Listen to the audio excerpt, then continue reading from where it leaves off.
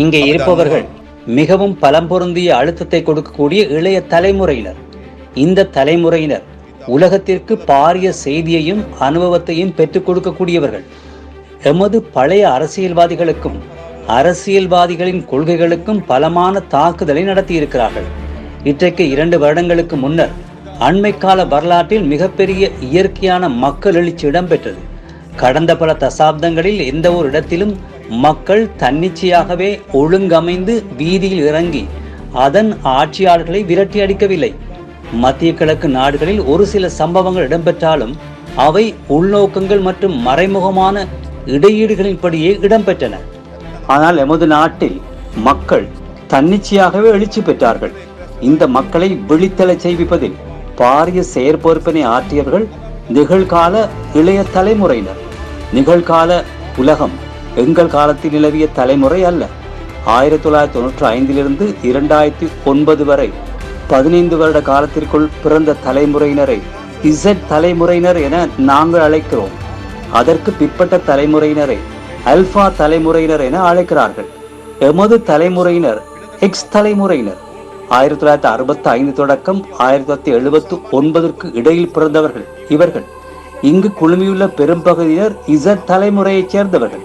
எமது நாட்டில் இருக்கின்ற 25 லட்சம் குடும்ப அலகுகளில் 30 லட்சம் குடும்பங்களில் இசட் தலைமுறையைச் சேர்ந்த வாலிபர்களே இருக்கிறார்கள். அவர்களின் எதிர்பார்ப்புகள் வித்தியாசமானவை. வீட்டுக்கு அழுத்தம் கொடுக்கக்கூடிய டிஜிட்டல் உலகத்தில் வாழ்பவர்கள். அந்த தலைமுறையினர் எமது தலைமுறையினருக்கு இருந்த மட்டுப்படுத்தப்பட்ட தேவைகள் மற்றும் சிறிய உலகத்தை பார்க்கிலும் மிகவும் வித்தியாசமானவர்களாக மாறியிருக்கிறார்கள்.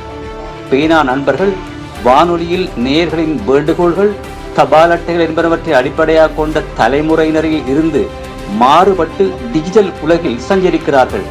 எமது தலைமுறையினர் காலையில் எழுந்து தேநீர் பருகிறார்கள். அதற்கு பதிலாக உங்களது தலைமுறையினர் முதலில் போனை கையில் எடுக்கிறார்கள். தகவல்கள் உங்களை வேகமாக வந்தடைகின்றன. எமக்கு வடிகட்டிய தகவல்களே கிடைத்தன. செய்தித்தாள்களில் கிடைக்கின்ற தகவல்களுக்கு ஆசிரியருக்கு கடிதம் அனுப்புவதன் மூலமாகவே பிரதிபலிப்பு செய்ய முடிந்தது. உங்களுக்கு தகவல் ஒன்று கிடைக்கும் போதே உங்களால் பிரதிபலிப்பு செய்ய முடியும். நாங்கள் எங்கள் இளமை பருவத்தை ஒரு சிறிய உலகில் கழித்த போதிலும் நீங்கள் அகன்ற உலகில் கழிக்கிறீர்கள். 2022 இளைஞர் எழுச்சிக்கு இந்த டிஜிட்டல் உலகமே அடிப்படையாக அமைந்தது. ஆனால் அந்த போராட்டத்தில் நிலவிய உண்மையான ஆன்மீக பிணைப்பும் உங்கள் மீது கொண்டிருந்த வளர்ந்து வருகின்ற இளைய தலைமுறையினரின் எதிர்பார்ப்புகளை கவலைக்கிடமான நிலையை நோக்கி கொண்டு சென்றது. இந்த தலைமுறையினர் அரசியல் கட்சிகளுடன் நெருக்கமாக பின்னி பிணைந்திருக்காவிட்டாலும் எமது பரம்பரையினரை விட நோக்கங்களால் அரசியலுடன் கடப்பாடுகள் கொண்டிருக்கிறார்கள். அவர்களிடம் சாதகமான அரசியலின் எதிர்பார்ப்புகள் நிலவுகின்றன.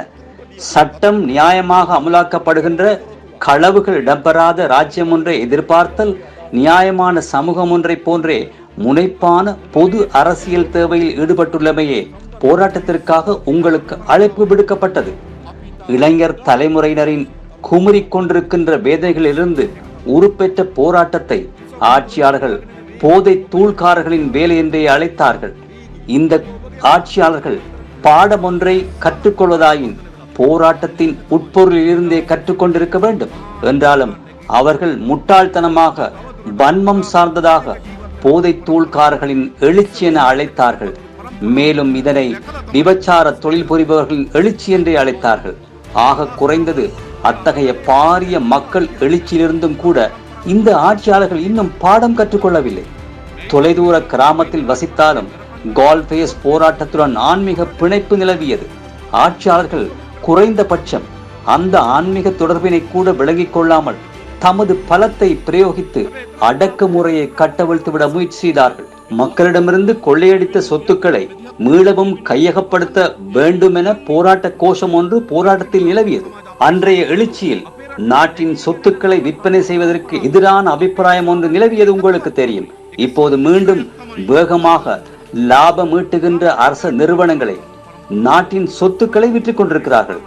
எமது தொழில்துறையை ஆபத்தில் இலக்காக்கி லாபத்தில் இயங்குகின்ற டெலிகாம் நிறுவனத்தை விற்கப் போகிறார்கள்.